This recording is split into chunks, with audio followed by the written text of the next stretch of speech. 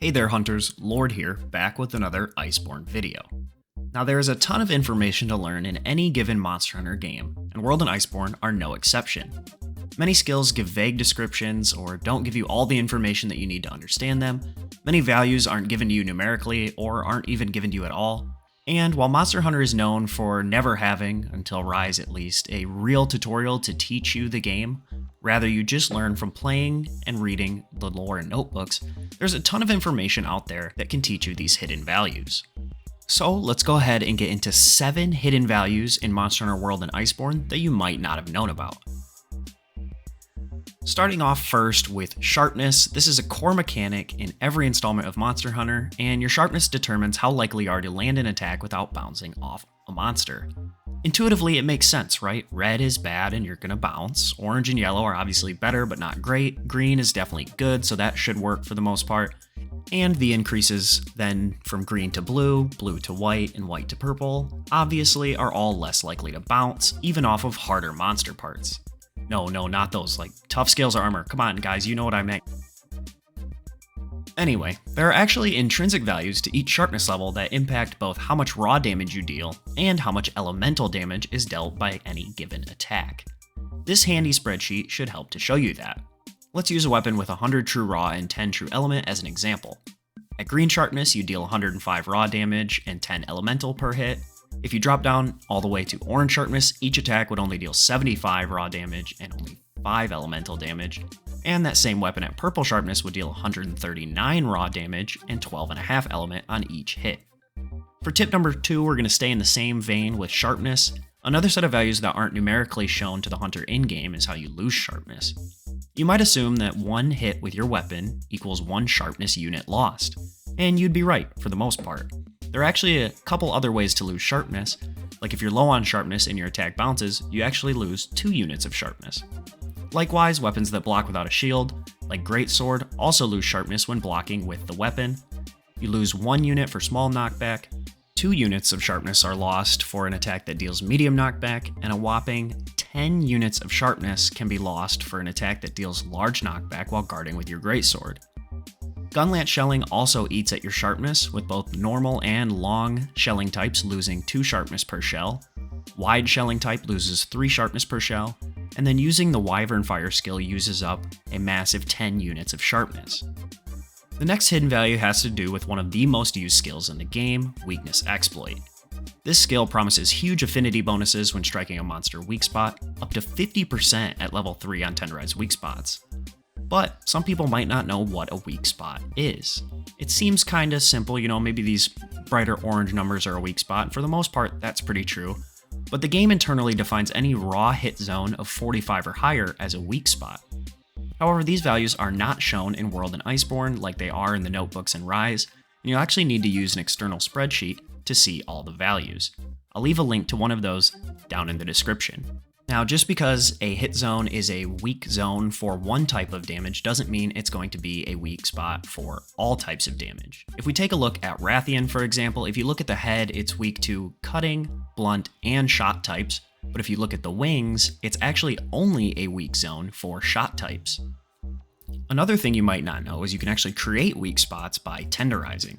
Tenderizing does more than just boosting Weakness Exploit and giving you extra affinity, it also increases the damage dealt to the monster part that was tenderized. The formula is your original hit zone value times 0.75 or 3/4, then you add 25. There are some exceptions, but they're so few and far between that you don't have to worry about it.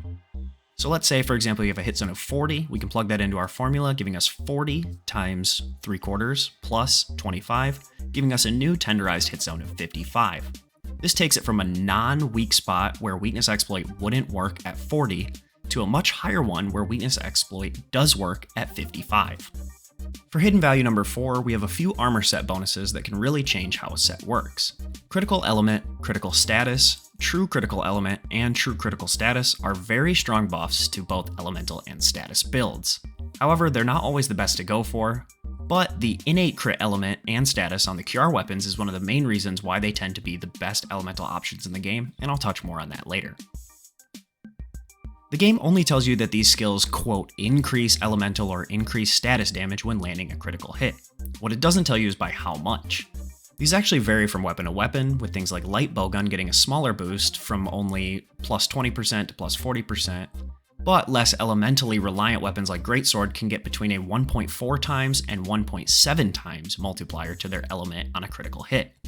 For the most part, going from crit element or status to the true crit element or status is usually about a plus 0.2 increase on your multiplier, which does mean it's not always worth it to go for the true version if you can get more than that as an increase from other set bonuses or skills, or by having better slot efficiency with different armor pieces and getting more decorations in.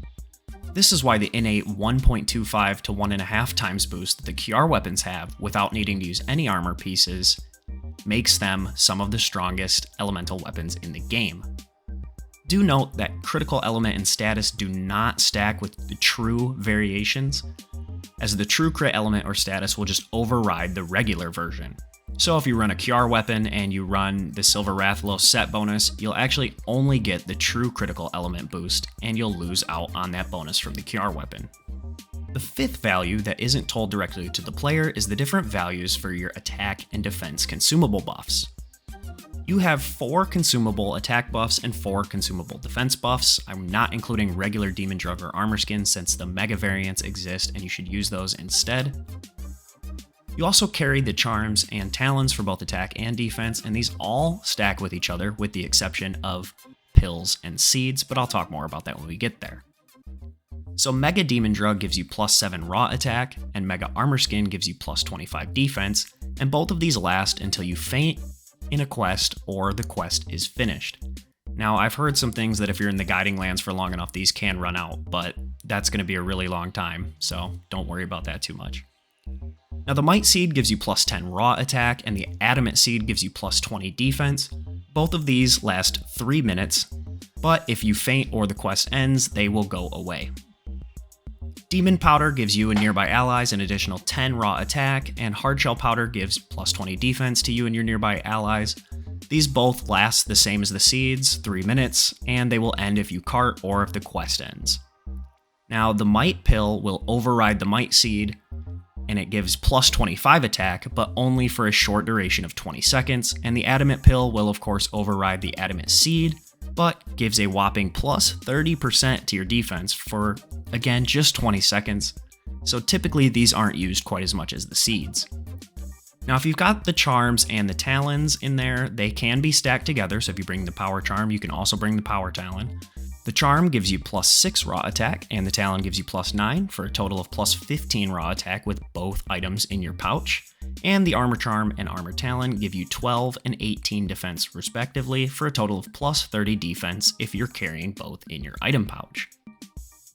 Now for the next hidden value, we're going to talk about food skills. These are a core part of any hunt, with certain skills impacting different facets of your hunt. These descriptions can leave a bit to be desired, so let's cover some of these skills, starting with Feline Bombardier. Many of you will probably have heard that you should eat for this when using stickies or gun lance or impact file charge blade. It gives you a plus 10% damage boost to your gun lance shells, wyvern fire, and worm stake, but actually gives you a plus 15% damage boost to your charge blade impact files and your sticky ammo. Other hidden food values include Feline Rider, which makes it 25% easier to build up mount on a large monster. Feline Slugger gives a plus 10% boost to stun buildup. Feline Black Belt reduces stamina usage by 20%. Feline Medic gives you plus 10% health recovered by all health recovery items. Feline Sharpshooter gives you a 10% damage increase to your normal ammo and bowguns and your normal arrows with bow. Feline Harvester lets gathering points respawn 10% faster. Feline Defender gives you a 13% chance to take 30% less damage as Feline Defender Low, and gives you a 25% chance to reduce damage by 30% at Feline Defender High. Also, if you didn't know, attack and defense boost from what you're eating gives you plus 5 attack or defense for small boost, plus 10 for medium, and plus 15 for large. The final hidden value that I'll leave you guys with today has to do with the Safi'jiiva armor set bonus. This armor set's description doesn't actually tell you how much your element or status and crit are being increased by with your weapon drawn. With just 3 pieces, you get the base Dragon Vein Awakening. This means when your weapon is drawn, you get a plus 20% affinity boost, then plus 80 to your status or element. It also can raise the overall element cap to 2.2 times the base element for melee and bows, and 1.8 times the base element for bowguns, while raising the status cap to 1.7 times your base status on all weapons. Now, where it gets really spicy is when you run all 5 pieces, where you get true Dragon Vein Awakening. This gives you a massive 40% affinity, plus 150 element or 120 status, and then it raises your elemental cap to a massive 2.55 times your base element for melee and bows, and 2.35 times for bowguns. And it gives you a 2 times multiplier to your cap on status. This is why 5-piece Safi'jiiva armor was so revolutionary when it was released, and still remains as one of the top armor sets for most elemental builds in Iceborne today. So that's going to do it for this one, guys. If there are any other hidden values that I didn't include in my list, be sure to comment them down below, so that way anybody looking for some more interesting information can just scroll down to the comments and find lots of cool stuff. If you did enjoy the video, a thumbs up is super appreciated, as it's a completely free way to support my channel. If you're new here, new to Monster Hunter, or you like what you saw, do consider subscribing to the channel so you don't miss any more Monster Hunter uploads. With all that being said, I wish you all a good day and happy hunting.